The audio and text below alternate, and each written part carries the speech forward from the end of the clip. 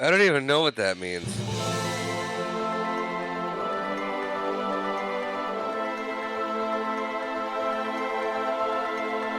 Hello and welcome to episode 20 of the Watch It Bro podcast. I am Tristan. And I am Marshall. Is it really 20 episodes? Yes, I was just going to say, can you believe that we only have 6 episodes left of season 1? That is insane. Yeah. That's only 3 more movies each. I can math fast. Yeah, good job. Thank you. That was good mathematics. And then our just kind of stopped. Usually the talkativity flows better, but Talkativity. it sounded good. Okay.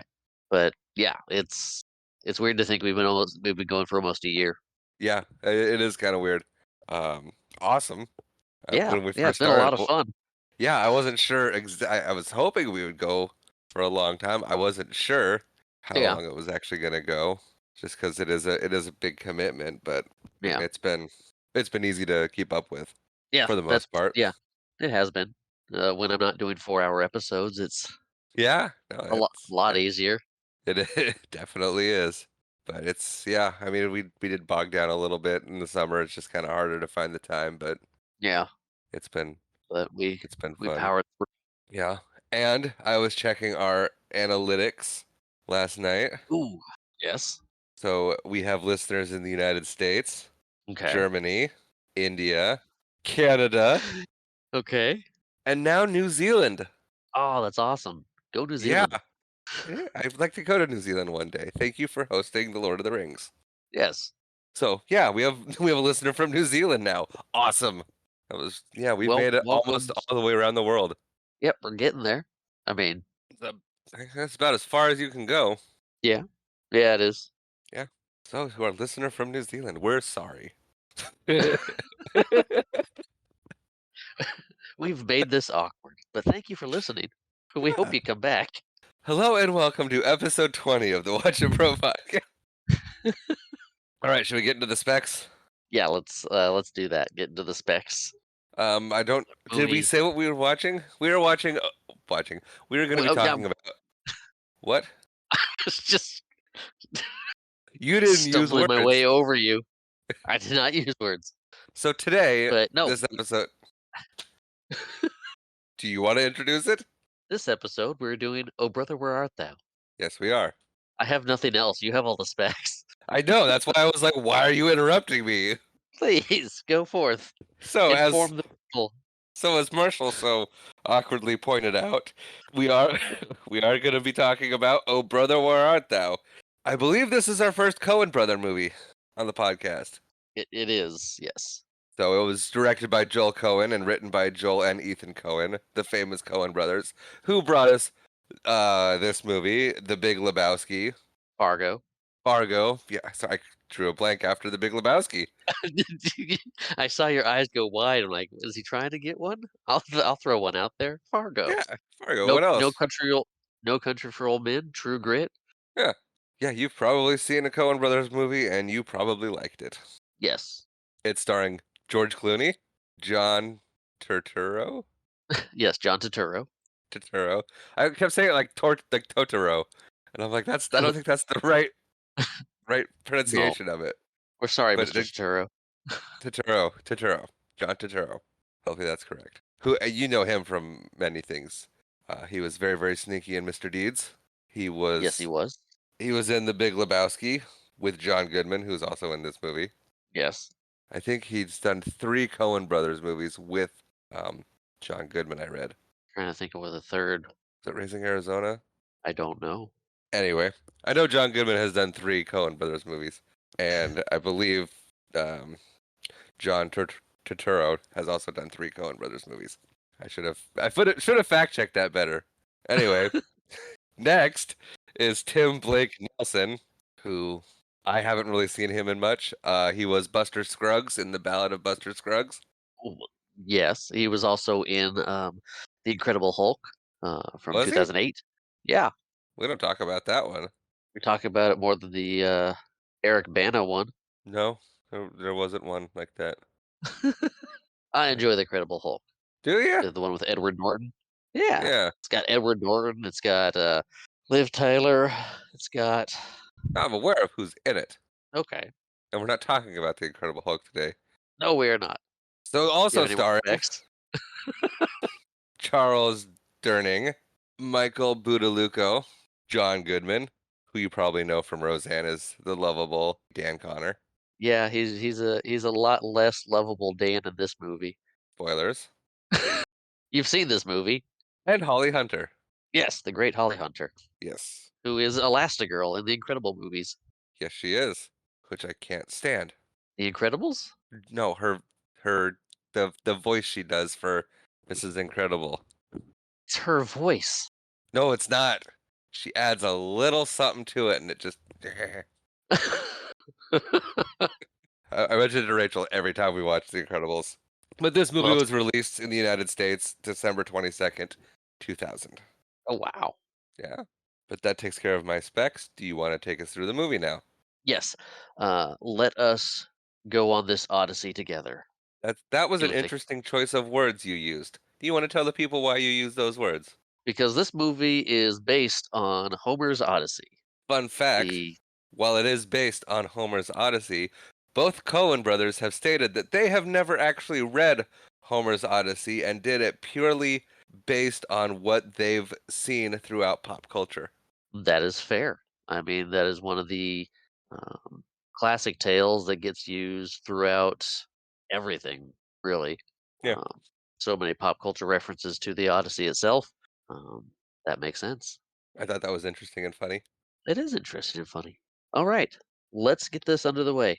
Now it's Threw when an you extra word talk. in. It is. I threw an extra word in there, and now I'm weirded. It's okay. I can edit it out. It's easy. I Okay, do it a lot with you. I know. So That the one movie, specifically. as always, um, It'd be a the long one. movie yeah. The movie starts with the Touchstone Pictures logo, followed by the Universal logo, and we roll into some old-timey letters that say, Touchstone Pictures and Universal Pictures present "Oh Brother, Where Art Thou?" We get the title card, and we get a quote from the Odyssey. You want me to read it? Yes, do you have it? I do. I wrote it all down. Yeah. It says, "O Muse, sing in me and through me tell the story of that man skilled in all the ways of contending, a wanderer, harried for years on end." Excellent. Thank you. Um, it fades to it fades from that, and we see a field, kind of in black and white that fades a little bit into a sepia tone almost. Um, That's what you'd call it. Yeah, sepia. Couldn't come yeah. up with it at the time. And we hear a bunch of people singing a song called "Poor Lazarus," and it moves over. You see a couple guards, and we see a chain gang breaking rocks in a big old line. We get a bunch of old timey title cards. "Oh brother, where art thou?" And these, like a lot of movies that were in the '90s and just cusping out, we still get a title credit scene. Looks like you wanted to say something. No, not a bit. Okay. So yeah, we get the as the title card comes up for "Oh Brother Where Art Thou," the Big Rock Candy Mountain starts playing, and this is our credits montage. Basically, we see our three heroes running through a field and then jumping down to their bellies every so often. We get it goes through the credits, and the montage continues on of them running and then trying to catch a train. You skipped over the chicken Yeah, where'd that go? running down the road, cat chasing the chicken. Yeah, there it is. Yeah, so yeah, they're trying to catch a chicken. They're all chained together. They catch the chicken. They take off with the chicken running down the road. Then they're eating the chicken. Yeah, I like this setup because you had the old timey cards, and then you had like a clip of what was going on. So it wasn't just like boring credits like they did a lot in the '90s, where you have to kind of sit through credits with not much Right, going on. right. It You back and forth to give you like it tell you part of the story whilst get like introducing the 4 or 5 credit. cards. Yeah, I thought it was well done. No, it was a very well done title sequence. It was fun. Um, but while they're eating their chicken, they hear dogs barking. We go back to the another credit card, and then we see them running. This time they're running for a train, and that was our last bit of title cards. So these guys are running up towards the train. George Clooney's character, Everett, is able to hoof himself up into the car and stand there while the other guys are behind him running to catch up. Delmer is next in line, and he's trying to catch up. And then Pete is last, and that is John Turturro. Delmer is Tim Blake Nelson. Yes. So Everett's standing there asking if any of them are smithies or work in metallurgy to help them get out of their chains. In the background behind him, you can see Pete kind of biff it, followed by Delmer. and, and then within seconds, Everett hits the floor and is dragged out of the train because his Yep. friends stopped and the Right. train Right. kept moving. Yeah. Right out the gate with comedy. It it is, and As it's good subtle comedy too. it is. It's yeah. I liked it. I like that. I like that bit. It was great because you get Everett's up there and he's you know it sets up who he is right away. He's a talker. He thinks he's smarter than he really is, He uses a and lot of big words. uses a lot of big words incorrectly and mispronounces them. Yep. And he wants to be in charge of everything. Yes, and he's dragging along his 2 friends who are dragging him along too. Yep. So they fall out of the train. Yes, they follow the train. They kind of get up, dust themselves off, and he's like, "I can't count on you people." Um, but Pete's looking at him. He's like, "Hey, why are you the leader of this little group?" And he's like, "Because I'm the one that is capable of abstract thought." Yep. But they have a brief argument about who's going to be in charge, and they decide to have a vote for it. So Pete votes for Pete, Everett vote for Everett, and Delmer's just like, "Well, I'm with you guys." So Nothing gets solved. nothing gets solved. But I like But Delmer. yes, Delmer is the heart of the group. I think Delmar is my favorite. Yeah, Spoilers. you can call a favorite right now. Sure. Yeah, I like Delmar. That's not the name of the. That's not what it's called, is it? A hand cart. That's better than what I called it. What'd you call it? Little train cart. Little train cart. Hang on, I gotta make sure I get this right. A hand car. That makes sense. Yeah. So they're arguing, and we hear a squeaking. A hand car starts rolling up with a blind man on it, who in the Odyssey is represented. Well, this man is a representation of Tiresias, the blind prophet from the Hmm. Odyssey. And the boys are like, "Hey, old timer, you want to give us a lift?" And they just kind of jump on as he's making his way, and he's I don't not giving them advice, but letting them know that playing the part of the prophet, basically, letting them know that while they may seek a great treasure, and they will get a great treasure, it won't be the treasure that they seek. They will have many adventures and see many things on their travels before the end, including a cow on a roof. But it will be a long journey, and I can't tell you how long it's going to be. Just ride it out, basically. Yeah. That's the gist of it. Yep. So we watch them go along in this hand car for a little bit, and then it fades to them walking and talking about the treasure, and yeah, how the blind guy could know about it if the treasure's still there, and Everett's like, well, with his other senses gone, his paranormal psychic powers have developed to help compensate. Sure. Yeah, so he's seeing the future, and we're all fine. We're gonna get the treasure. Eh. Um, they I will get to it later because it'll come up later. But as they're walking, they mention that they're looking for Pete's cousin's horse farm, and they're hoping that he has a forge that works so they can get the chains off. But as they approach the house, they get shot at and yelled at by a boy with a shotgun. This kid, so good. Yes, Like yes, the he's every interaction with this kid is gold. and I didn't pick up a name for this kid, just Wash's boy. Good enough. Yeah. Wash is Pete's cousin. But Short yeah, for so Washington. yes. Um, the boy's like, "You from the bank?" And I'm thinking like these guys are in striped uniforms chained together.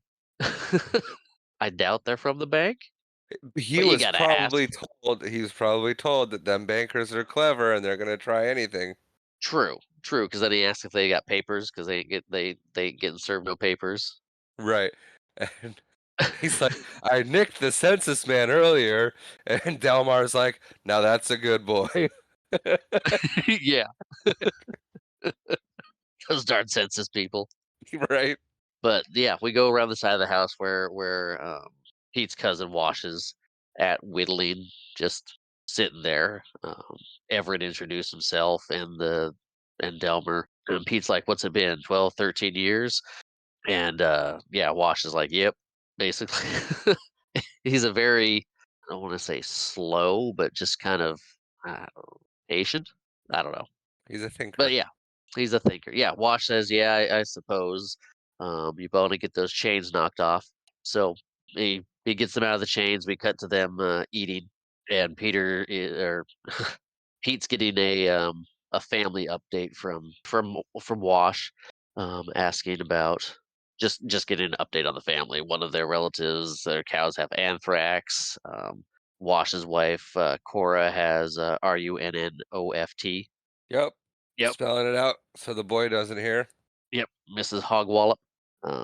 And while they're eating, he kind of looks. He pulls at a chunk of the meat of the stew they're eating. He's like, "I killed this horse last Tuesday. I think it's starting to turn." Well, yeah, because was it Delmar compliments the soup, and he's looking at it and he goes, I don't know, I killed this horse Tuesday. I'm afraid she's starting to turn.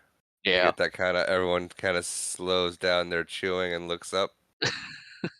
but we cut to them sitting in the. I was gonna say parlor, but this house doesn't have a parlor. They're just sitting Oh, in a living area with a radio, yep. listening to "You Are My Sunshine." On the Pappy O'Daniel Flower Hour, which watching it this time and going through it, he's got a flour mill, Hmm. so he sells flour, and that I hadn't made that connection before. It just kind of went past me, I but also yeah, haven't seen it in 20 years. yeah, but yeah. So Pappy O'Daniel is the governor of Mississippi, um, and he sells flour. Fun fact, he is also based on the governor of Texas around that time who was W, I can't remember his full name, who was also O'Daniel and referred to as Pappy, but he was governor of Texas. And that's who they based him Okay. off of. I Um, didn't write it in my notes because I'm like, oh, I'll remember. And I did, but I didn't remember his name. Ah, well, after the song ends, Pappy O'Daniel comes on and plugs his flower. It's an ad. Tells everybody to go vote because He's running for governor again. There's election coming up, and Everett's like, "Well, it's time for bed. Do you happen to have any hairnets?" Wash. And he's like, "Yeah, I got a full. There's a bunch in the bureau um, that this is Hog Wallop won't be using anymore. So help yourself." Hmm. Yeah. So we cut to the boys sleeping, and you hear the law outside the barn that they're sleeping in because they didn't get to sleep in the house. Probably not room. Just a hayloft is a good spot. Or more like, we're going to get out of here early. So we're just going to Or crash in that, the barn and take off. right? Or if you're wanted, don't be in the house. Right, or if, someone comes a knocking or and searching the house, they won't Right. find us in the house, and so you won't be. Right. I'm not harboring you this way. You're just crashing in my barn. Right. Yeah, you guys snuck into the barn and they're crashing there. But yeah, so laws out there, they're yelling at them to come out with their hands up that they're surrounded. Everett he is like, "Oh, we're in a tight spot." He does say that. He does say that. He's like, Your kid turned us in," and Pete's like, "How dare you?" And He's then very Wash offended at the idea. he is very offended, and then Wash is like, "I'm sorry, Pete. I had to do it. We're in a They got this depression, don't you depression. know?" Yeah, they got this depression going on, and Pete sticks his head out of the hayloft like, "I'm gonna kill you." 'Cause what you need is a threat on top of what you got going on already. Exactly. But they all jump back because the law starts opening fire, and then they start to pour gasoline on the barn and light it on fire. They're not getting a lot of Yes, chance to get out or surrender, but they gave him a chance, and they didn't take it. nope. but the cops throw a torch in up in the hayloft, which Pete grabs and chucks back at him. And it happens to catch a trail of gasoline from the police wagon to where it hit, and the cops are like, "Run! That thing's full of full of ammunition." So the fire trails over there. The car starts to blow up. Everybody's running. The barn's on fire, and we see a car come driving up the little trail and bust through the doors of the of the barn. And it's Wash's boy. He's driving. He's sitting on a couple books. He's got bricks taped to his feet, so he can control the pedals. Pedals taped, tied. They're attached to his feet. But he's like, "Get in, boys! I'm about to RUNNOFT." Yes, he is. He doesn't know what it means, but he knows his mom did it. He knows what it means. He just don't know what it spells. There you go. So Delmar grabs the pig from the barn. They hop in the car, and he drives through the back wall, through the back burning wall, Yep. as the barn continues to burn as they drive away. Yeah. I just named Um, him Junior Hogwallop. Junior Hogwallop. That's good. Yeah. Um, so Junior Hogwallop is yelling at the the three guys because they're sending him home with the pig and took his car. Yeah. Which is And they're the like, right thing to do. go back to your pa and mind him." At The kid, least they're yeah, giving. the At kid, least, hmm? they needed to do that. I mean, that was the right thing. Yeah, It's just yeah. funny that it's like there's no discussion about it. It's just the next scene. He's like, "You car thieving so and so's," and then Pete throws a rock at him and tells him to get on home. Mind your paw. Yeah, but they start looking at the car. It from there it just cuts to them in the uh, general store of a nearby town, or the closest area that they're in. Anyway, the grocers, or the clerk, says that he can have a new transmission belt for the car in 2 weeks, Right. because Bristol's the closest place that has a Ford Automan, and that's where it'd be coming from. And he's like, "Okay, well, that's not good enough. Can I get some hair pomade? I'd like some Dapper Dan." Not. He's like, "Right." I'm a Dapper Dan man. He's got fop. He puts fop on the counter and is like, "I don't want fop. I'm a Dapper Dan man." And the clerk's like, "Watch your language. I can get you Yes. some Dapper Dan. It'll take 2 weeks." Yes. So Everett does curse quite a bit, Yes, yes, he and does. so that was what the reference of was. Watch your language, public place. Yeah. But he thinks it's an amazing oddity that this little store is 2 weeks from everywhere. Yeah. Huh. He's like, "Oh, you're just a geological oddity. 2 weeks from everywhere." Yeah. And then he's like, "I'll get a dozen hairnets, please." Yeah. The change in tone was cute. Yeah. So he got his hairnets. He's headed back to the boys, and so he gets back to camp and tells them that it'll be 2 weeks till they can get there. Um, and Delmer's like, "Go for Everett." And he's got a gopher on a stick that they've cooked. Um, and he kind of ignores Delmar, and Pete's talking about the treasure that they're going to get. He said the river will be dammed up on the 21st, and it's the 17th, so we have like 4 days to get down there before the where the treasure is will be at the bottom of a lake. Yes. Okay, you're moving. You're moving. Okay. Yep. Yep. um. So yeah, that's. I mean, and that's all we know of the plan so far. They're going to retrieve a treasure that will be at the bottom of a lake now. Hopefully not. Hopefully they'll get there before the valley is flooded from the damming of the river. True, true. But Everett's got himself a plan. He pulls out a watch, um, and hands it to Pete. It's like, we can sell this, get a new car, and it's really good shape.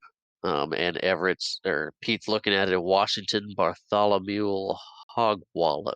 It's like, "You stole from my kin." Yeah. This is a great back and forth where he's he, like, "You he is stole from my enraged. kid."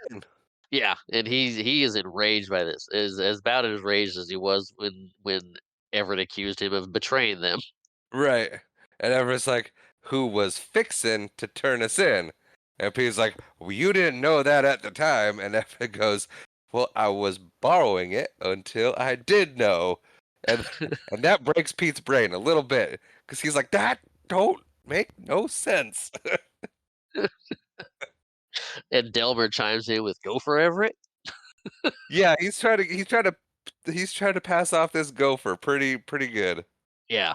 Well, and at this point, you start seeing people in white, I guess, gowns, walking past them and kind of in the distance, and you start hearing a song, "Down to the River to Pray" is the name of the song. Delmer kind of It's a great one. Yeah, Delmer gets the kind of glazed look, not glazed look, but he's kind of taken aback by what's going on and kind of loses all thought, except for the gopher Everett as he's watching the people sing and walk through there. And Everett's just like, a third of a gopher wouldn't satisfy my hunger, it would just make it worse. Delmer's like, no, that's okay. We already had a gopher. We found a little gopher village.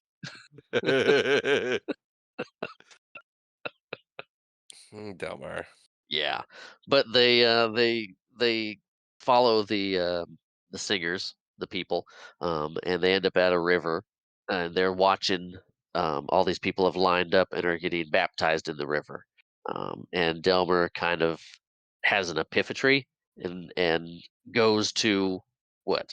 Epiphany? Yes, it's from The Simpsons. Leave me alone. Delmer has like has an epiphany Okay. as Just he's checking to seeing make this. sure you knew the real word. Because you Yes. said Yeah. it like epiphany was the real word. You didn't pause for a laugh or anything like that. You meant it. Yep. Okay. But yeah, Delmer sees this and he runs in the water, cuts the line, runs up to the priest, and gets dunked in the water. He comes back up, takes a big breath of fresh air, and he's walking back to the boys with a little bit of a bounce in his step. He's like, "I've been saved. All my transitions have been forgiven." Yeah. Even the what did he do? Oh yeah, even the Piggly Wiggly he rubbed in Yuzo. Yeah, and then Everett's like, I thought you said you was innocent of that, and he goes, I was lying, which has been washed away too. Yeah. Yes, all of his wrongdoings have been washed away. And Pete kind of shoves his hat in Delmer's hat into Everett's hand and runs over there as well, to be baptized. He wants to be Um, forgiven as well. yes, yes. We get a brief glimpse of a search party at their old camp. We got a hound sniffing the coals, and then we cut to the boys driving their new car after they sold the watch. Yeah, they got it all fixed up real good. Yep. Now, are we gonna mention the lawman in the hat and the glasses with the gloves? Did we just saw the hound at that point, didn't we? We saw him at the barn, and then we see him here, I believe. He shows up. He's kind of ominous. He wasn't at the first barn. He was at Wash's barn. Was he? He shows up, watches. Hmm. We'll touch on him in a little bit. Okay, continue. We can touch on him now. No, no, later. Go ahead. Okay. Um. So yeah, we see the search party at the camp. Um. Wait. Nope. I went back too far. Hmm. So they're driving the new car, and the boys are talking about their baptism and how they're now saved. And Everett's trying to let them know that just because they're saved and all their wrongdoings are washed away in the eyes of the Lord, that the laws of Mississippi might not see it that way. Right. Just because the Lord's forgiving doesn't mean the state of Mississippi's gonna be. Right. And Delmore's like, "Look, it's a hitchhiker. Let's pick him up." Yes.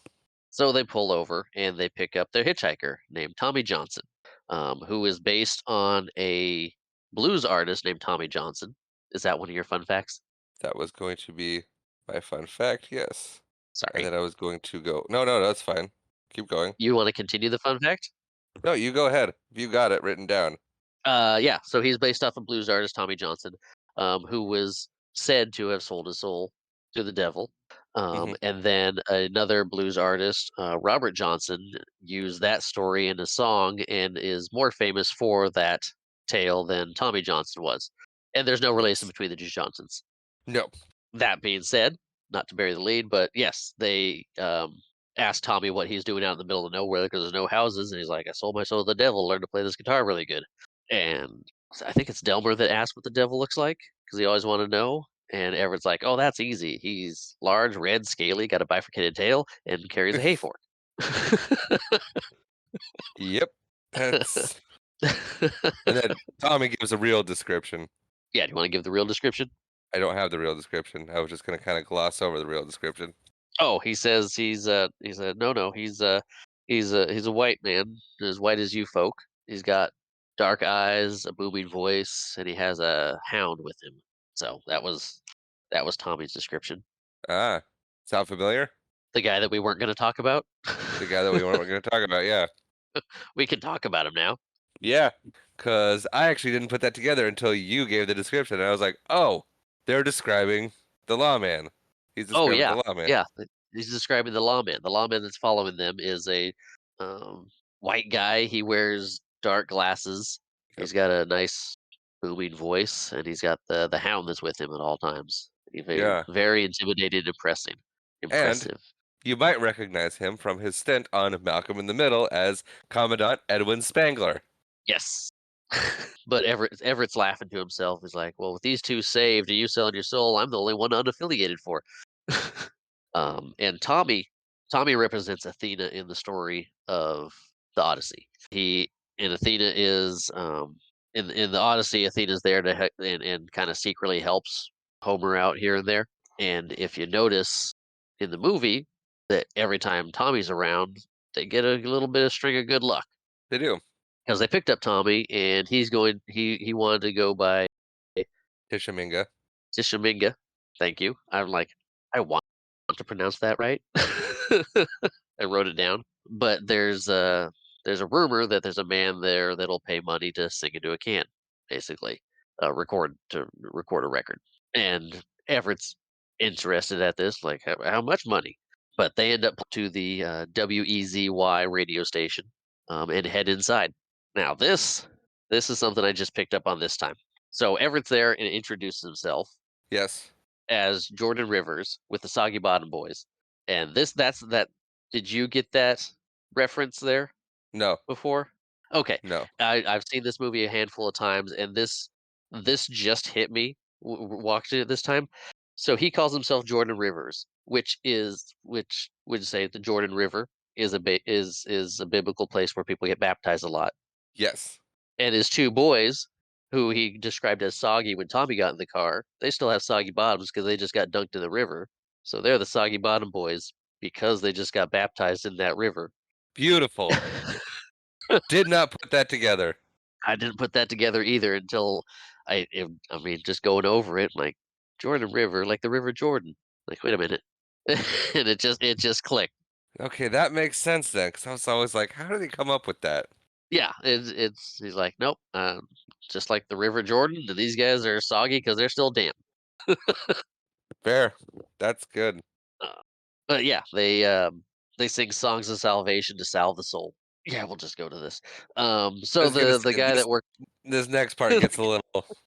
It's the 1930s. It's the South. Do your own math. yeah, You've seen the it movie. it's a funny bit, but I'm not gonna say it. All right. But the guy that works at the radio station is blind. They're cagey about their race and how many of them there are, but they go in to sing a song. Yeah. Fun fact: George Clooney is related to the legendary singer Rosemary Clooney, Yes. and he worked for weeks on his singing so that he could do his own singing in this movie. And they gave him time to do that. And then they heard him sing and decided they were going to go with somebody else. Yeah. Yeah. So he is not the one that sings the singing voice on "I'm a Man of Constant Sorrow." However, they do a great job with the not ad-libbing, Lip the lip sync. syncing? Yeah. Yeah. Yeah.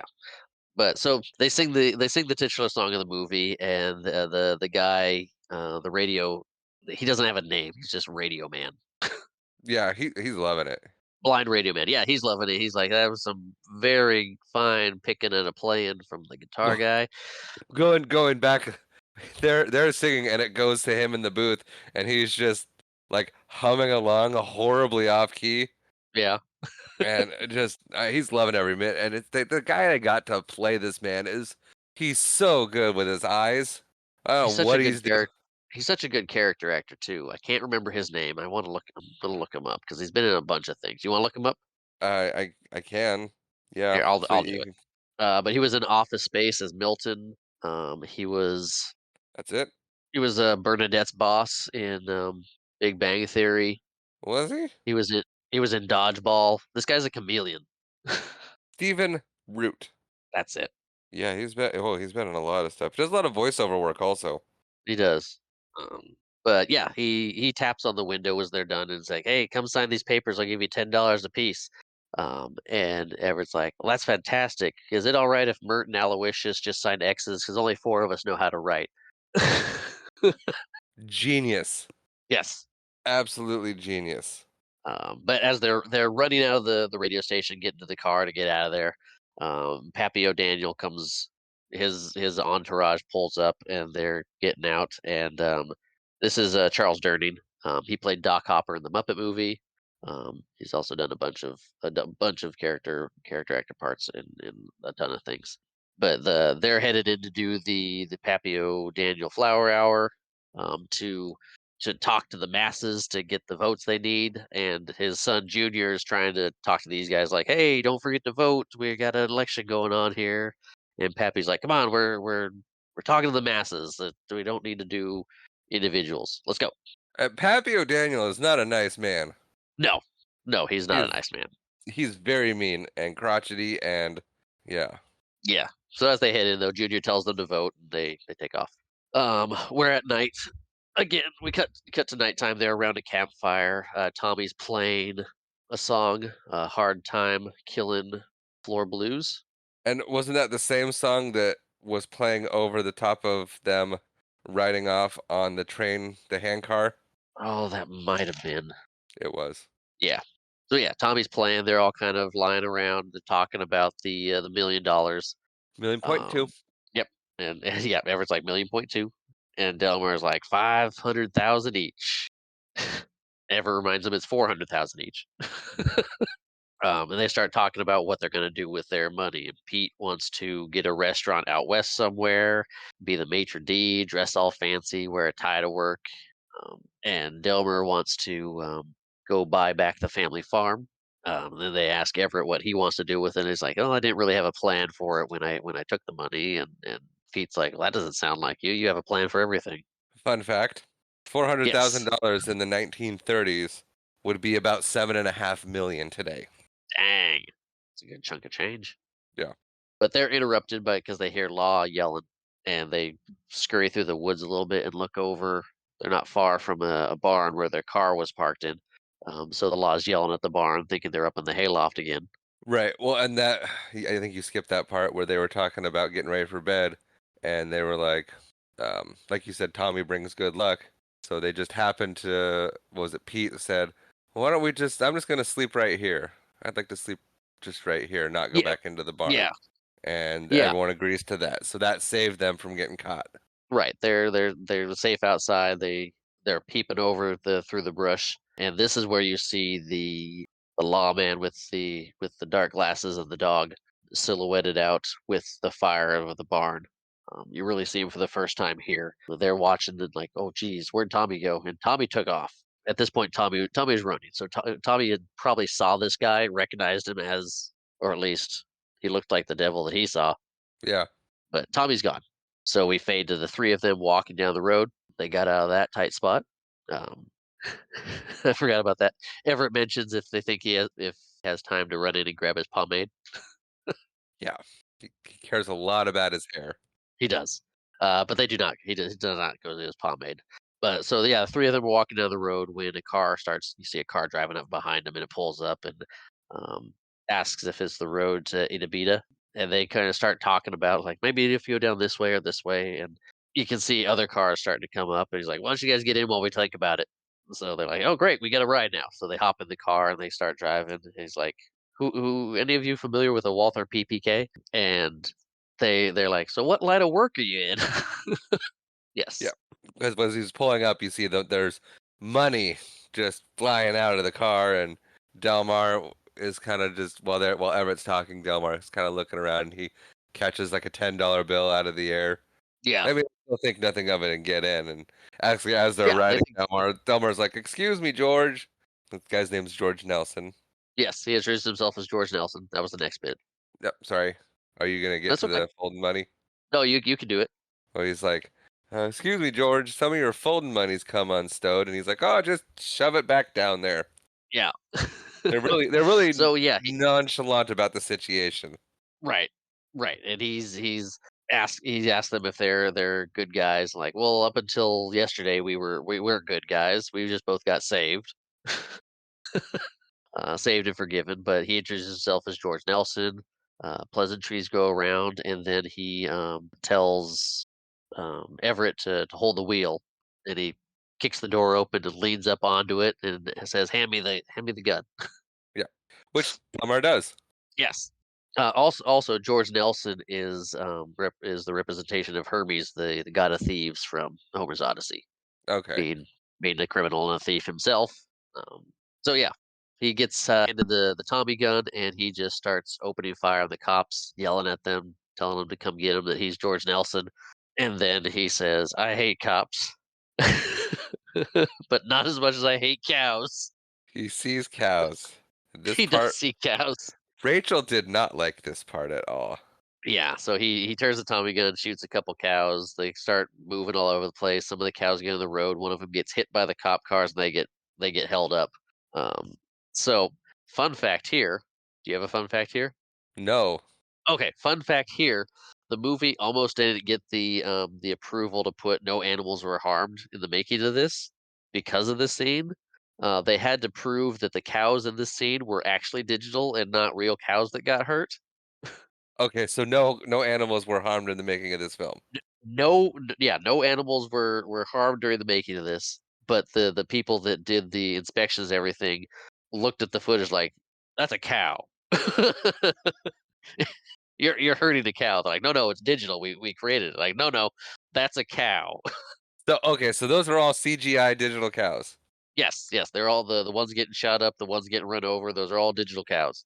Okay, good. Yes, no animals were harmed, um, but they had to prove it to the association. Because it looked legit. It looked, They did a really good job with it. yeah. Um, but yeah, with the cops stopped, they get away and they get to town. And George's like, "Come on, boys, we're going for the record. 3 banks in 2 hours." So Yep. George got his gun in his bag, and they go into the bank, and they rob the bank. He's like, "Give me the money." He's like, "George, what's your exit strategy?" Like, "This is my exit strategy." He opens up his coat. And he's got dynamite strapped to him, and he's telling everybody that he's George Nelson. There's that they're being robbed by George Nelson, and he's adamantly pushing his name out there. And the boys are just standing there watching him do his thing. He tosses the money to them, and like, "Well, let's go." And as they start to leave, the lady's like, "Is that Babyface Nelson?" And George hears this and is immediately upset. He's like, "Who said that?" He's angry, he's mad. He's like, "It's not Babyface, it's George. My name is George, not Babyface." And you see him go from angry to sad really fast. She broke. She broke poor George Nelson. Fun fact: he is not Babyface Nelson. This movie takes place in 1934, I believe. 1937. And okay, then Babyface Nelson was killed in 1934. Yeah. So yeah, Babyface Nelson was killed 3 years before this movie was supposed to take place. Um, and so he's And trying now to make a people name just for himself. yeah. All and now people just hear George Nelson and they're like, "Oh, Babyface Nelson." It's like, "No, it's not Babyface. I'm George Nelson. I'm my own person." Right. But yeah, he visually just kind of loses everything. All of his gusto and excitement for all this. He's like, let's go, guys." Yeah, he's in a She down. deflated him. Yep. Um, so that night they're at the camp. They're at their little they set up camp again. They got the campfire. Pete's playing guitar. George is just sitting there still looking sad. So Tommy left his guitar behind. Yeah, he must have left a guitar behind or they grabbed one at some point. Okay. Continue. But yeah, George is looking sad and he gets up. He's like, "Well, guys, I guess you can have my share of the wealth of the heist." They empty out the pockets and throws the money at them and kind of sadly wanders off into the dark. Yeah, he just leaves. No one tries to stop him. No one No, tries to make him feel better. No one tries anything. He just he throws all of his money on the floor. Pete goes, picks it up. Yeah, he left him yeah. the keys to his car. Like, he just No, he took the car. did he? Yeah, they're walking next. Okay. Yeah. So yeah, he I was just like, takes off. "Oh, he just walked off into the" I'm like, "He just walked off into the distance." Nope, he hopped in the car and took off. Okay. So yeah, George sadly walks away. We cut to a quick shot of a farmer watching a truck start driving by. On the side of it, you can see it's for Stokes for governor. This is Homer Stokes' vehicle and his campaigning vehicle. Um, and we find out that he's for the little guy. He's out for everybody. And as part of being out for the little guy, he has a little person with him on his campaign It's trail, clever. and he's It's a clever gimmick. yes. But one of their sayings is "Let's sweep the state clean." So the little person that's with him has a broom and is out there waving it around on the back of this car as they play the song um, "Keep on the Sunny Side," Yep. which is so we've got Pappy O'Dan, and there is their song is "You Are My Sunshine," and then Right. Stokes is "Keep on the Sunny Side."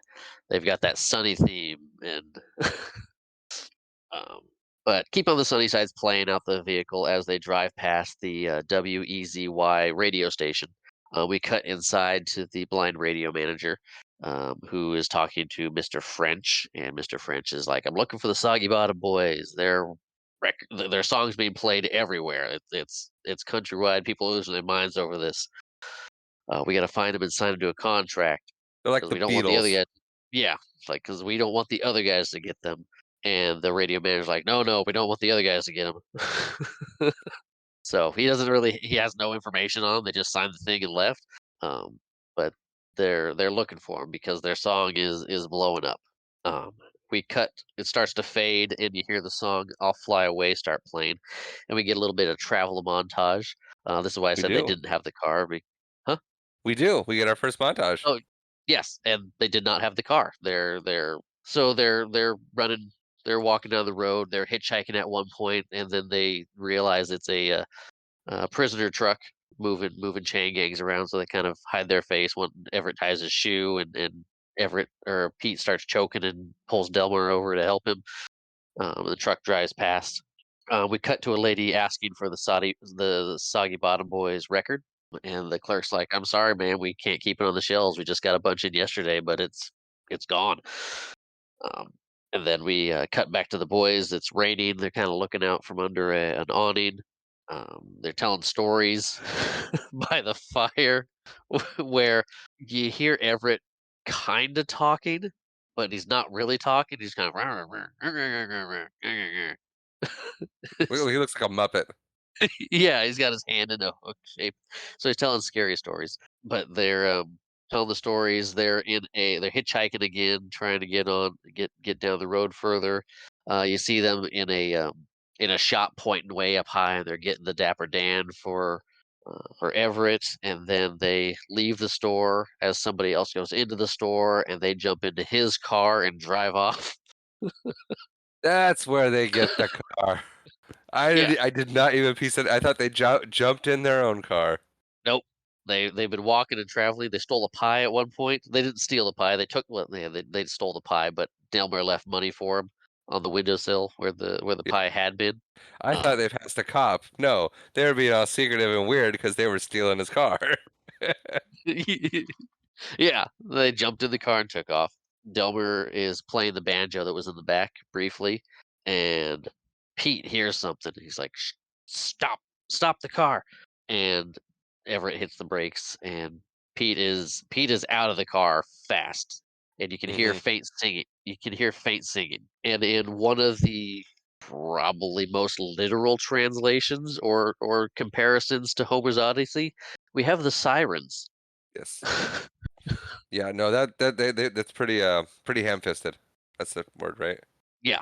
Well, I mean, it's exact. Um, Yeah. they're singing the song "Don't Leave Nobody But the Baby," and the three of them stumble onto the river where these three women are washing clothes and singing and being seductive.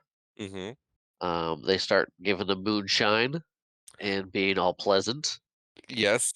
Fun thing, you said they're being all seductive. I was watching them as they go from being in the river to approaching the men, and I was like, huh, it is very hard to be seductive, sing, and not slip and fall on slippery rocks.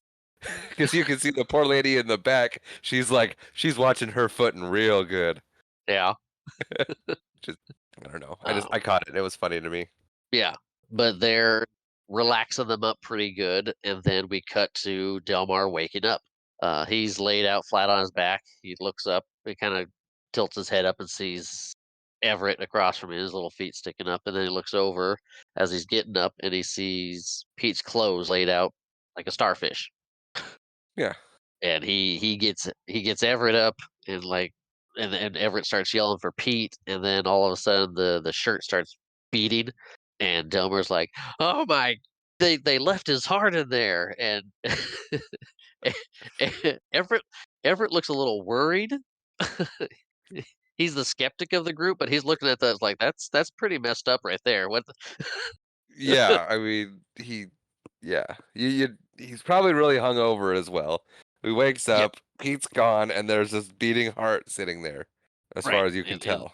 right, and then it starts moving up a little bit, and a toad pops out from his shirt, Yep, and Delmer loses at that point. He's like, "Oh my gosh, they turned you into a toad, and he Pete, gets come that back toad. here." Yeah, well, the toad. Yeah, he does get the toad, but I mean, the toad jumps into the river. He chases after it and grabs it out of the river, and loses it again, and then grabs it out of the river. Great bit. Yeah, but Well done by Delmar. So good. yeah, but they're back in the car now. Delmer's holding on to this toad. Everett's driving, and they're discussing it. It's like, I don't think that's really Pete. It's just like, no, no, it's got to be Pete. Of course, it's They, Pete. Look at him. yeah, of course it's Pete. That was Like so we, fun. this is penance. They turned him into a horny toad. Yeah, they turned him into a toad. Yes, they turned him into a toad. That's actually a type of toad. It is, but that's not the implication of the joke. No, because it's not that type of toad.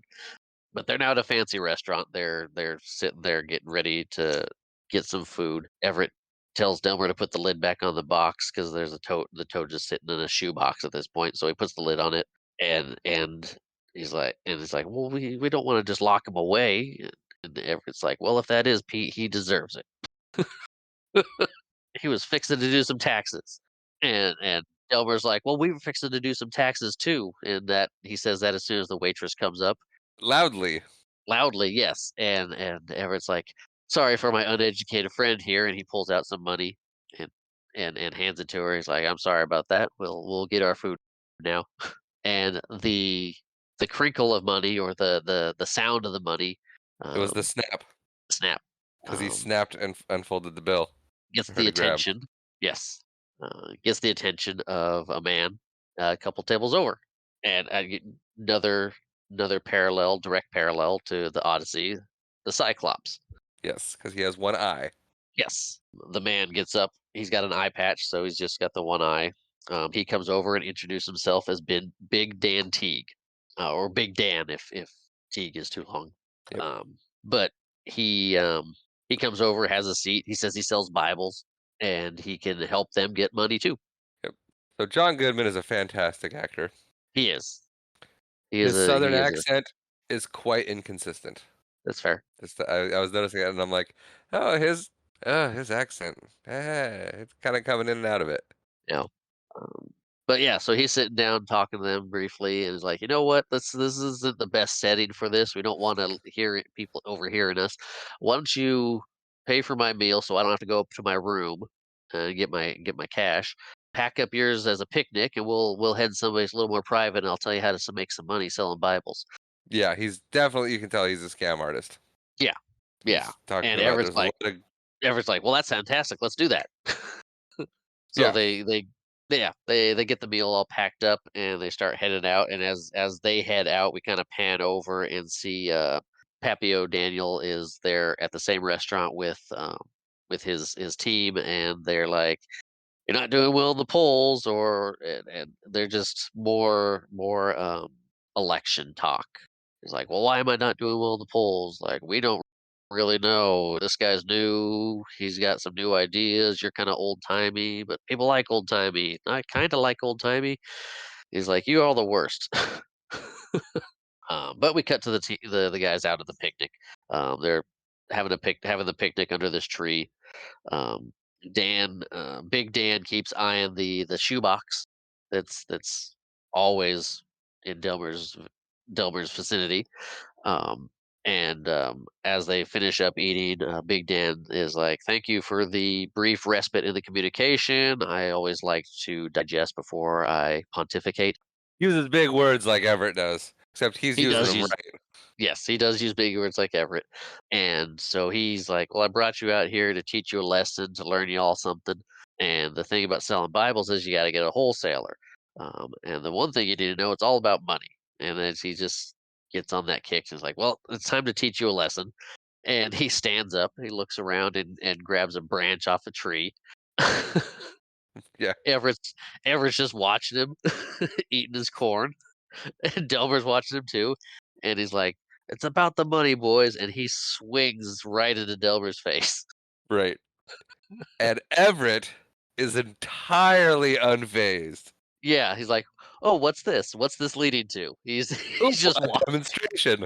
exactly. Oh, a demonstration. So he watches Delmer jump on Big Dan and get tossed around, get hit with a stick a couple more times, and then finally stop fighting back because Delmer's on the ground and in pain. Yeah. And Everett looks up at him like, "I don't get it, Big Dan." To which Big Dan hauls off and hits him with the branch. He takes a tree branch straight to the face Yeah, and spits his corn out everywhere. and Big Dan's like, "Okay, now I'm gonna take your show cards," and he pulls the money out of Everett's pocket in the front of his overalls.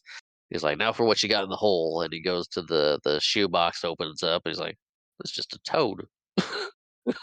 And Delmar's, "That's Pete." Because he was thinking that thing was full of money. Right. Yeah, he was thinking these guys had a shoebox full of money. They were new. They came into it, which is why they're still in their overalls in this nice place. He's like, I can grift these guys, get the money, and leave them out here, basically. Yeah. Um, And he kills Pete. yeah, he grabs the toad and squishes it and throws it against the tree for good measure.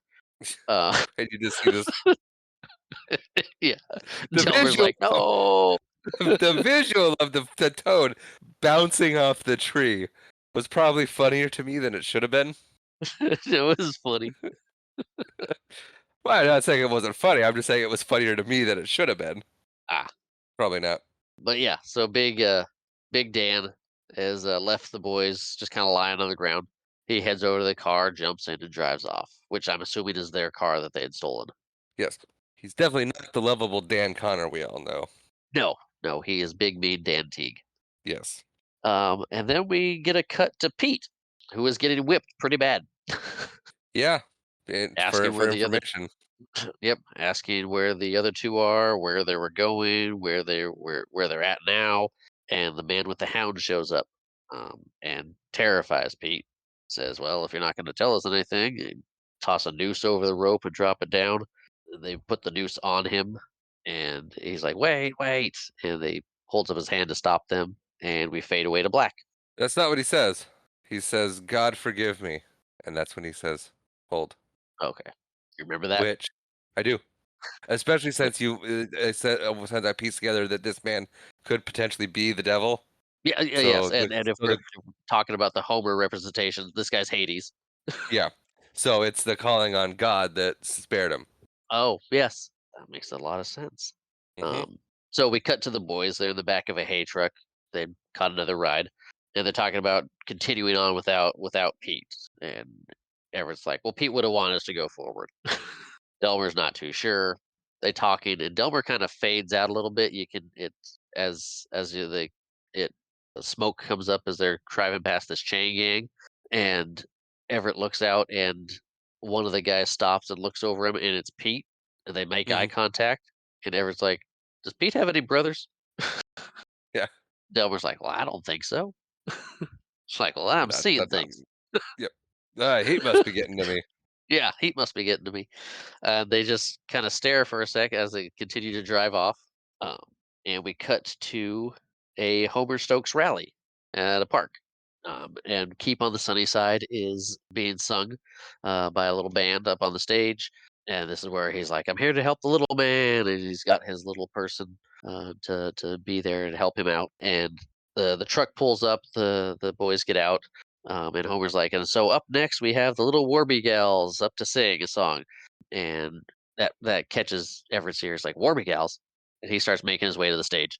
Girls get up there and say they're gonna sing in the highways, and Everett is looking upset, and he's pushing through the crowd to get up to the stage as they sing.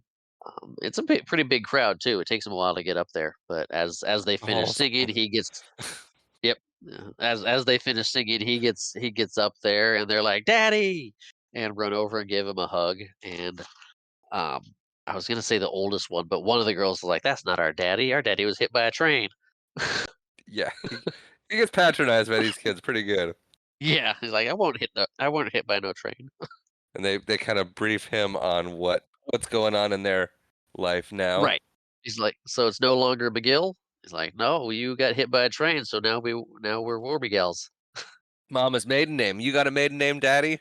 No, I It's like, don't. Well, that's "No." your misfortune. Yeah. Mama Mama's got a suitor. He's like, "Yeah, I heard that. He's bona fide."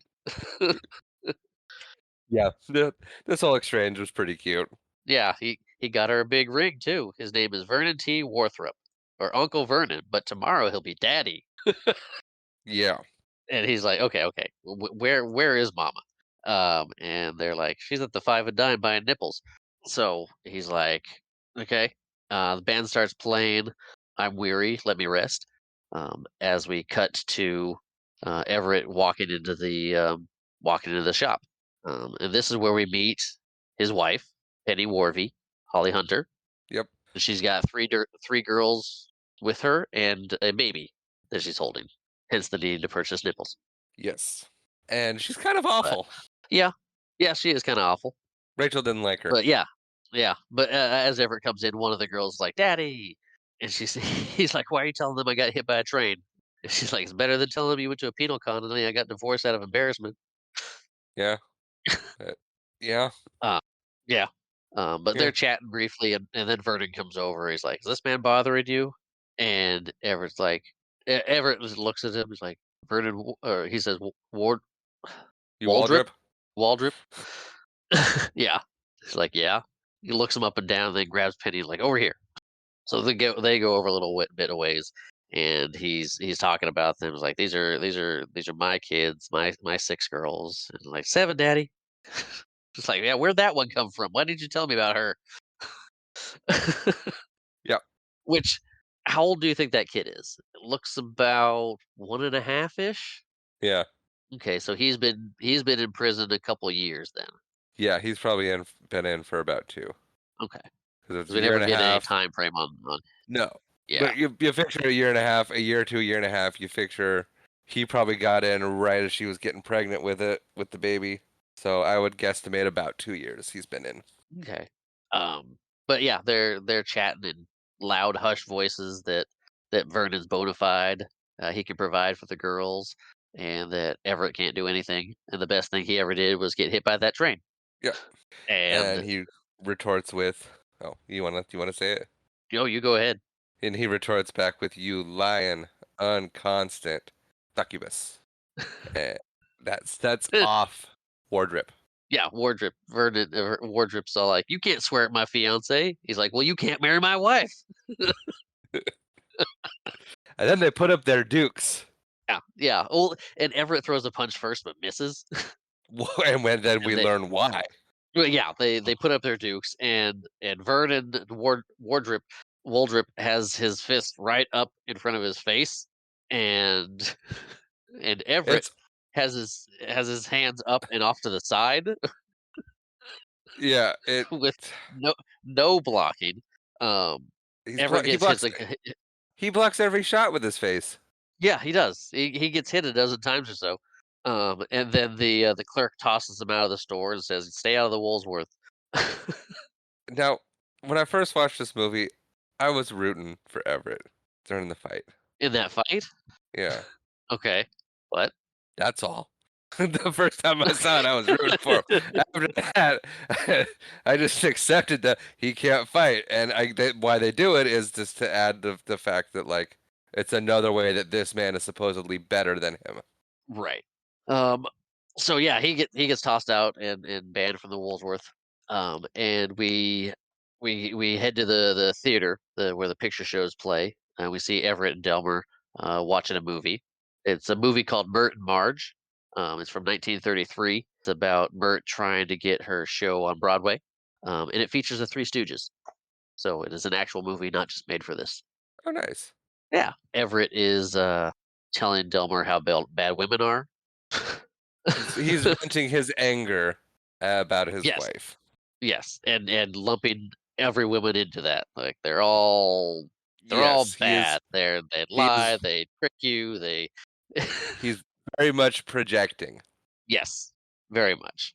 But as it's going, the movie stops for a minute. Guard comes in, looks around, and Everett and Delmer kind of sink in their chairs. They think they're getting looked for. But a whistle blows, and then the chain gang is let into the theater. They all sit down. They get a respite to enjoy the picture show, and the movie starts up. And as it starts up again, we see that Pete's there, and he's saying, "Do not seek the treasure," or at least he's trying to be sly about it. So it's like, "Do not seek the treasure. Um, it's bushwhacked. It's a trap." And they kind of look back and see him, and Delmer's like, "Oh man, we thought you was a toad." And the look that Pete gives him is like, "What?" What? He just he kind of stares at him and then he's like, "Do not seek the treasure." It's like, "Just go back to what I was doing." But he gets yelled at to be quiet and watch the show. He's not even gonna try to wrap his head around what "we thought you was a toad" means. Right, right. But yeah, they all kind of sit back down in their seats and watch the movie. And oh yeah, we take a quick jump over to Pappy O'Danny and his team on the porch of his House? house. Those are some tall pants he's wearing. They are Are why you can't I frozen or broken? no, I'm Pl broken. The Um, plantation house, is that what you're saying? yes, yes, thank you. Plantation house. Anyway, yeah, so anyway, just give you an idea. He's got a big old plantation house. They're sitting out front, talking about the election, and the general consensus is that Homer Stokes is new, he's progressive, he's taking things in a new direction, and Pappy is just old and tired, and people don't want that anymore. Right. He's like, "Well, let's think of something." It's like, "Well, you could give up," and like, but we cut back from them, and we get lightning and thunder. Pete's in bed, and Everett pops up with a pair of bolt cutters and startle Pete. Yep. He's sitting on Delmer's shoulders. He's like, "I can't hold you much longer." Like, he just got up there, but they break out Pete. They cut his chains and get him out of there.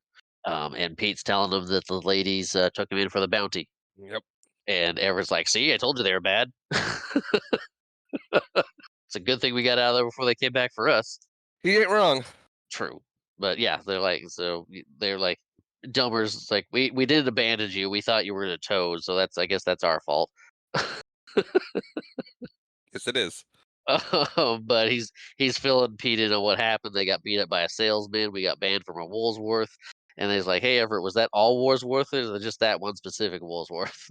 But Pete kinda stops and he's like, "I'm sorry, guys. I spilled my guts." He starts crying. He's like, "I told them everything." And Everett's starting to he was like, "Oh, no, it's okay, Pete. It's really okay." And Pete's crying. He's like, "I don't want you to feel too bad about this." And Everett's like, "Well, there really no there was no treasure." And both of them kinda look at him like, "Well, what about the armored car you knocked over?" And he's like, "I never knocked over an armored car. I got sent up for practicing law without a license." Um, and Yeah.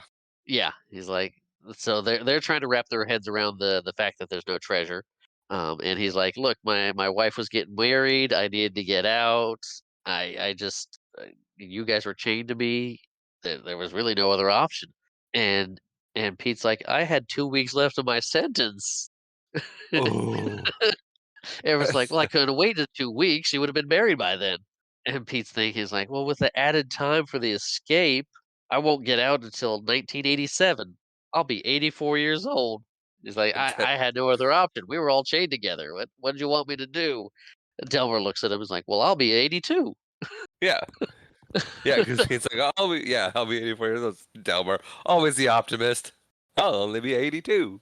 But yeah, Everett's like, "Well, yeah, I'm sorry, boys. I didn't mean to really bring you into this, but I had no choice." And Pete's like, "You ruined my life," and he charges him and tackles him. Right, because He's not wrong, there's no money. right? He can't go get a job. He can't go do anything. He's a wanted escapee. Uh-huh. It's not like before where there was going to be $400,000 that he could just go Right. live on. I mean, if they got out of Mississippi, they might have a good chance. Yeah, but they're just committing crimes all the way. True. But Pete's fighting. They're rolling down a hill, and Delmer's chasing them, and they end up in a bush, and they hear chanting. Yes, they do. Some of the weirdest chanting. Do you know what they're saying? Eeny, meeny, miny, mo. Correct. And they're dancing. I'm like, what type of dance are they doing? I thought maybe they were doing the hokey pokey for a little bit. Um, oh, I didn't say it. This is the Klan. This is the KKK. They're in a big field. They're dancing. They're chanting and They're having a doing their grand thing. old time. Yeah. Fun fact about this scene: Okay. most of the Klansmen, because they do all their formations and whatnot, Right. were actually people with military formation backgrounds, Yes. and majority of the Klansmen were black. Yes. I think it was Ethan Cohen said that he remembered hearing one of them say, "This is so weird." Yeah. But they march for a few more seconds, and then they stop, and then the red one starts singing "Oh Death." When they show a close up of his face, you can see through his hood a little bit. It's Homer Stokes. Um, It is. Not to bury the lead, we'll find out in just a minute too. But yeah, you can if you looking at him like, oh, that's Homer. So they're watching as the guy in the red robe starts singing, and the boys see that they have Tommy. And there's a noose at the very end of the area that they're gonna hang him from. Like, well, we got to get Tommy out of there. And there's about 60 to 100 Yeah, members. I'd say It's a something like big that. group, Yeah. and they're looking around like, look, the color guard there. So they beat those guys up, take their uniforms, take their robes, Costumes. Don't- costume. Yeah, don't make me say uniforms. They're costumes. Let's demean it as much as possible. Yeah. They beat up the color guard, take their costumes, grab the flag, and they begin to follow Tommy as two other members are taking him down the big line of Idiots. Klansmen. Yeah. As they're moving along, you see one of them turn his head and lift up his mask, and it's Big Dan, the Cyclops. He sniffs the Right. air, and he So that's also one thing that I think we've glossed over this entire movie is e- everyone recognizes who they are because of the smell of the Dapper Dan. yes, the it's the hair treatment. He likes the smell, and so he keeps using Dapper Dan, which is why he likes it. Pete keeps telling him to wash it out. Right. And then the dog, I mean, that's the smell that they have. That's how Big Dan recognizes them because he goes, I know that smell. Right. The dog is sniffing the Dapper Dan cans at the campsite. And they're Hmm. yes, that's but yeah, so they're walking down this aisle, and you can they start whispering to Tommy. They're like, "Hey, Tommy, we're here to rescue you." He kind of looks over his shoulder. It's like, "What? I don't think that's possible." Yeah. They're having full on dialogue about it, about like grabbing him and escaping in front of Right. all these other people. Right. As they're walking down this aisle, and the two guys are holding him. They're just they're either not paying attention, they're so focused on their chanting and I but okay, so Big Dan comes up behind them and rips off 2 of their hoods. It's Everett and Pete's hood. Yeah, because Delmer's got the Confederate flag. And so since they're the two that fought and rolled down the hill in the mud, they basically unintentionally have blackface, for lack of a better way to put it. Is Yeah, they have mud all over their face from rolling down the hill, yeah. and Homer's like, those folks are not white. Yes. Yeah, it's like, "Who let those guys in? What's going on here?" And everybody rushes the guys. Delmer's swinging the flag around, trying to pull them back because 'cause it's got the big spear point on the front of it, as they start moving their way closer to the which I didn't mention before, the big flaming cross at the front, and they get there, and the rest of the clan is closing in on them, and Delmar just chucks the flag into the air like a javelin. And Homer's yelling. Homer pulled up his hood as well, so you can see it's his face, and the little person is there too, in his own little robes. And he says, "Don't let that flag touch the ground," because they care about the Confederate flag for some reason. We know the reason. But yeah, so the thing comes spearing down at Big Dan, and he just puts both hands up and catches it as the tip of the spear tip is like right next to his face. And then he catches it, and then he brings it down and sets the flag side on the ground. Yes, yes, I was looking at that. I'm like, well, that flag touched the ground. Yeah, It would have been better to take it to the chest. But they would have been the a rest, different kind of movie. yeah, the rest of the idiots around him are clapping and cheering him for catching the flag. And since the boys still have the bolt cutters, they cut the wire that's holding the burning cross up, and it falls and hits Big Dan face first. Yes. Okay, we cut to Pappy O'Dan showing up at the Stokes rally. They came up with a plan to help fix Pappy O'Dan's um, campaign, and their plan is to steal Stokes' campaign manager, which is Vernon T. Waldrop. The desperate plan. Yes, where they show up at his rally to steal his campaign manager.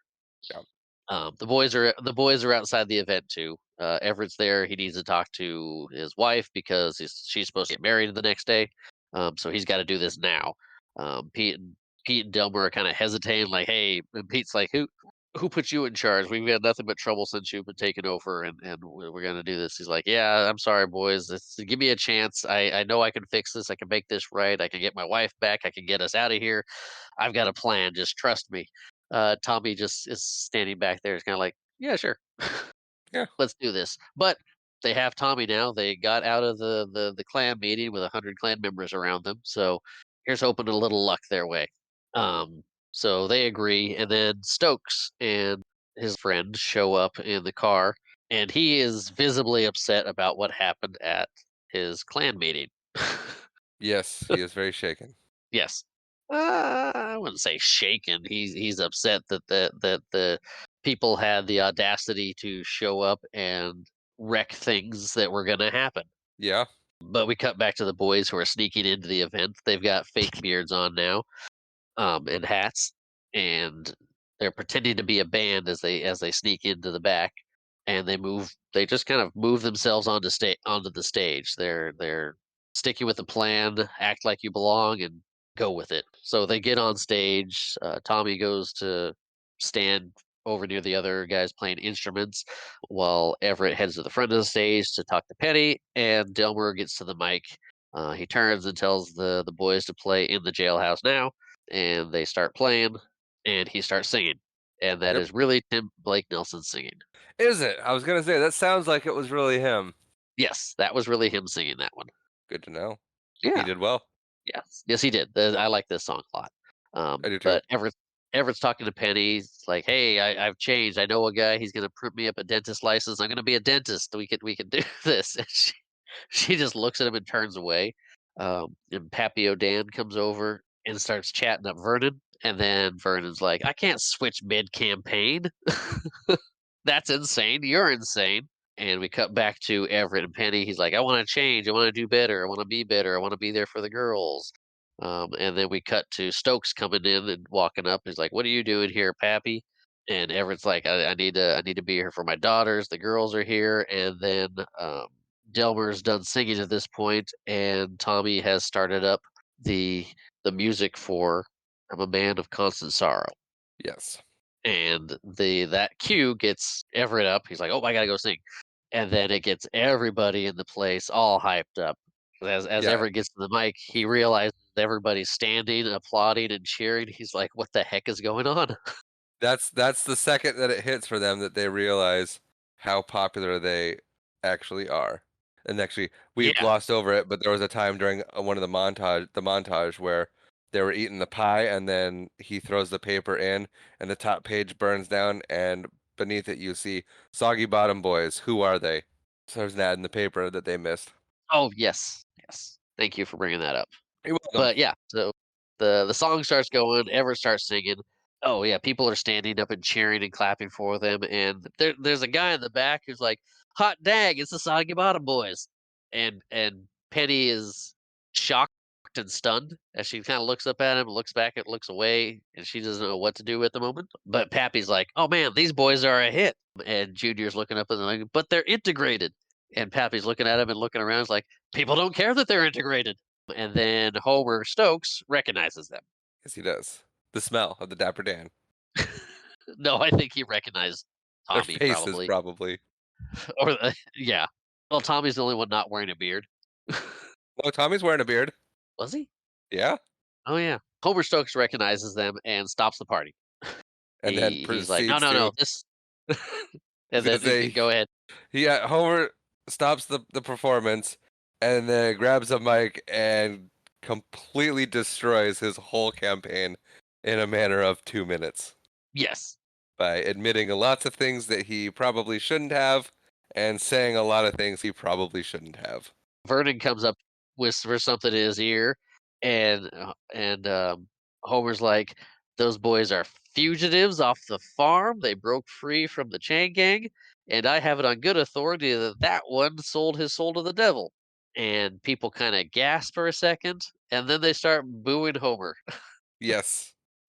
and they turn on him right quick. Yeah. And So they're yelling at him, they're throwing food at him, and a bunch of guys come in with a railroad tie, pick him up, stick him on it, and make him ride the railroad tie out of town. That's a thing that used to be done back then, more in the late 1800s, where people would just get taken out of town. It was kind of a way to show unity of people they didn't like. So they'd stick him on a bunch of guys and take him out, dump him outside of town, and that was kind of their way of saying don't come back. yeah, in an uncomfortable way. Yeah.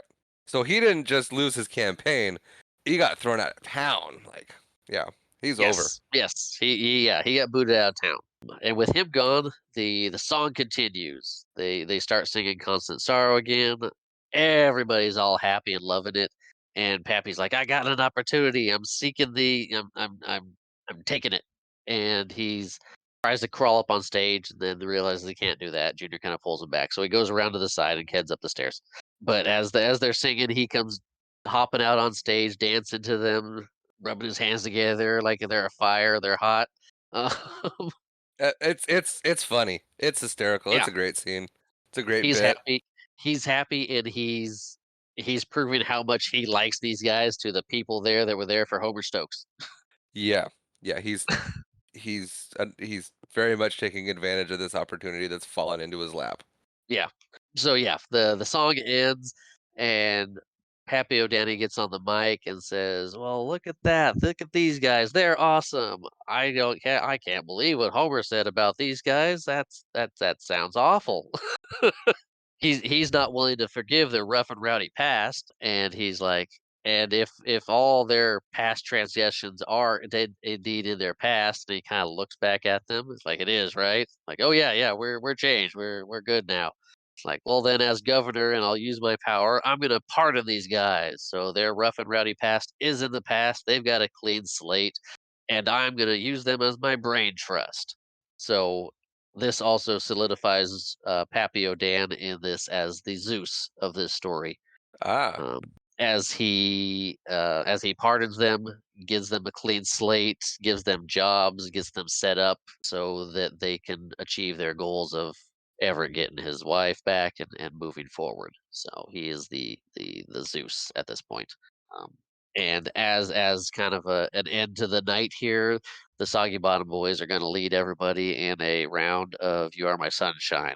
Well, that is to not only to end the night, but that is also to show that their endorsement of Pappy O'Daniel. Yes, yes, because that's that Sunshine song is his Sunshine song. Right. So the party's over. Everett and Penny are talking about with the guys, and he's like, "I guess the Delmer says, I guess the wedding's off then."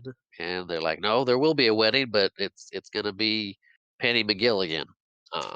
But she's decided she needs her rings because she's not wearing them. That she left them in the roll top desk in the cabin. Yep. So he's got to go get him. Yeah, and Everett's like, "Well, now seems like a good time to buy the one Vernon had, the big fancy one, right? Cheap." And she's like, "No, I need my rings. We're not gonna do that." She's like, "But that's so far away." And she's like, "I've said my piece. I've counted to 3." And she just walks away from him, and he throws his hat down. He's like, "She counted to 3." Yeah. Okay. Which means that's the final word, and he has to do it. Yep. And we get there. Yeah. So as he's talking to the boys, and they said they'll go with him to get the ring, he's like, "It's just so far." But we see a mob with torches coming into town, and they've got George Nelson at the front being walked by 2 guards, and he's like, "They got George Nelson. They got me. Hey, boys, they're gonna light me up like the 4th of July." Real excited he's getting the chair. Yeah. Yeah, and I'm guessing no one's called him babyface, but he's laying into the, "I'm George Nelson. They've got me. I'm leaving my mark." Yeah. Um, And Delmar even says, "Well, it looks like George is back on top." yeah. And never mind that he's being walked to his execution Nope, they're or just to happy that jail. he's happy again. Yep, he's just happy again, and Delmar, the ever optimist. Yeah. We cut to the Hound sniffing inside a cabinet that's full of Dapper Dan, and then we cut briefly back to the four boys walking down the road to the cabin. Everett's telling them about the cabin, like, "This is where it all started. This is where the family was. I like spending time here with the family, the wife, the happy little tire swing in the front, a big oak tree." And they come around the corner, and you see 3 nooses hanging there, and Delmer's like, "Where's the happy little tire swing?" And then you see 3 men digging holes. Yes. So, yeah, 3 men are digging 3 holes, and by the time they stop, they got 2 guards flanking them behind, and the man with the dog comes out of the cabin. Um, so the man with the dog is telling them that time's up. We got you now. We're gonna hang you. We're gonna bury you. This will be done with. And they're like, "You can't do that. We just got pardoned." Yeah, the governor said it over the radio last night. Like, we don't have a radio. Yeah, that's great. "Oh, is that so? Yeah, it was on the radio." "I don't have a radio." They need to carry pardon papers around. Yeah, I But didn't yeah, think he would they have followed the pardon papers. probably not. The grave diggers finish digging their holes. They get out and start singing Lonesome Valley. As Everett starts praying, he gets down on his knees, praying, pray begging, a little bit of both. Yep, he's desperate. Yep, he is desperate. And then you start to see water trickling down on the ground. Little rivers coming through. And they look around. Everybody kind of looks over to the side, and you see just a wall of water coming through the trees. It hits everybody, and we get a shot of underwater as things are floating around. A bunch of Dapper Dan, the happy little tire swing, the Yep, hound. the hound comes through. Yep. Uh, um, a speaker for a phonograph. Just a handful of little things floating around in the water. And then we cut to the top of the water, the surface, and Everett pops out, followed by Delmer and then Pete. They see one of the caskets pop up out of the water. They all swim over to that to hang on to it. There, Delmer's talking to Everett about him praying, and Everett's like, "Well, that was a moment of weakness. It was a stressful situation. that river was gonna get the dam was gonna happen anyway. It was gonna flood. We just got lucky on the timing. And at that point, they see, "Hey, look, there's Tommy."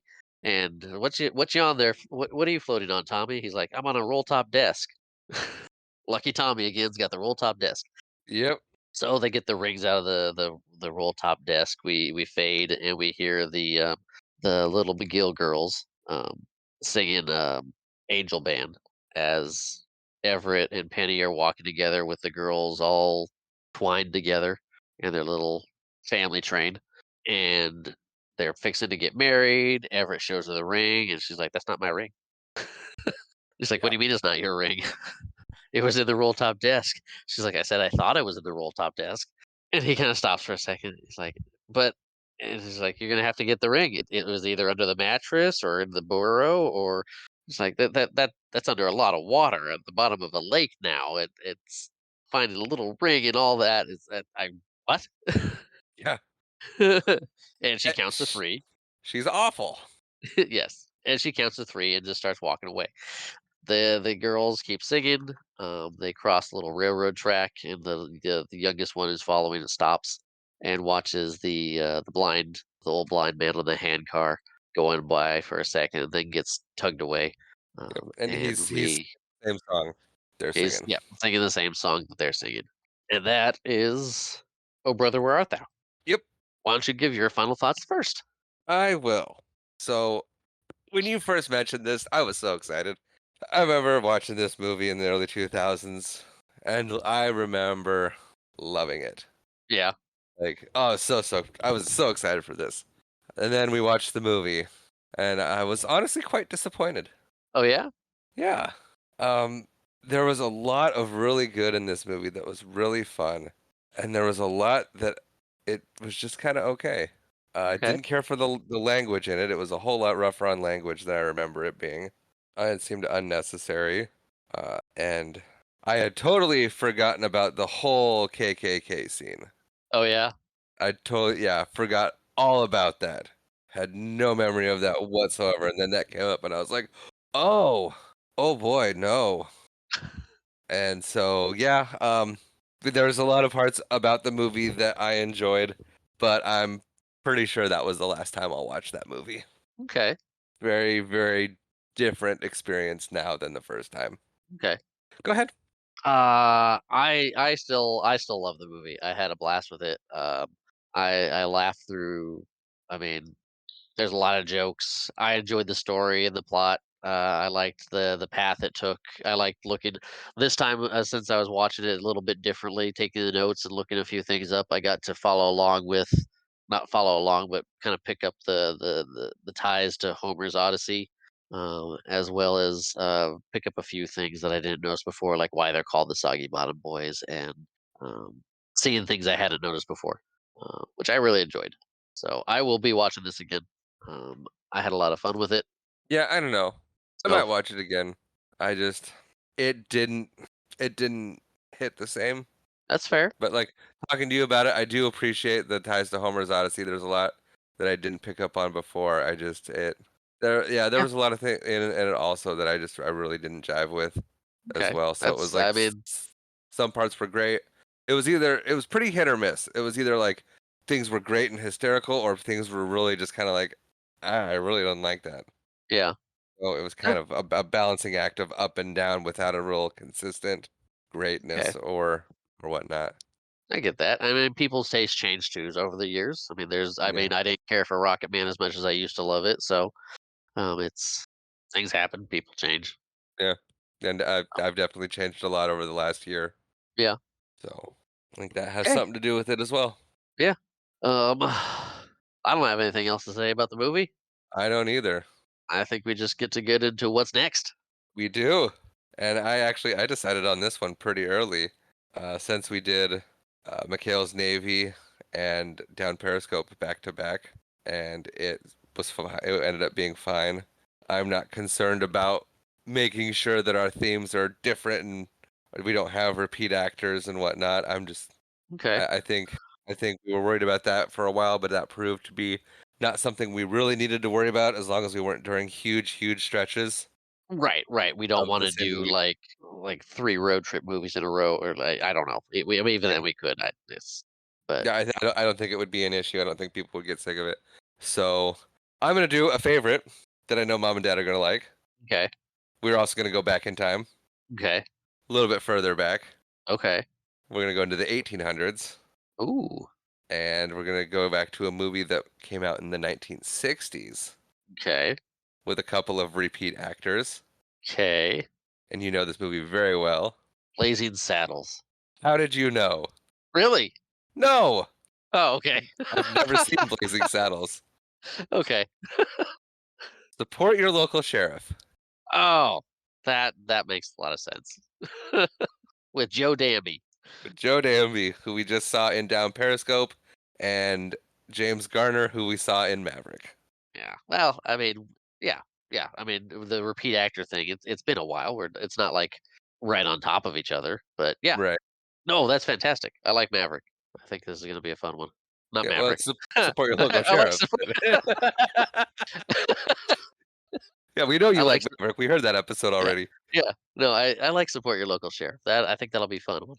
Yeah, I can't believe we haven't done it already. Well, I know what kind of why we hadn't done it already. But yeah, that's gonna be it. Very cool. I'm excited for this one. Me too. Um, yeah. All Oh man. right. I Yeah. think that wraps up this episode. Good old Western. Yeah. Thank you all for joining us as we took a look at Oh Brother, Where Art Thou? Is that our If third you'd like, Western? yeah. Yeah, our third movie that Okay. takes place in the 1800s. Yeah. If you'd like to email us, you can watchitbropodcast@gmail.com. We are also on Twitter at watchitbropod.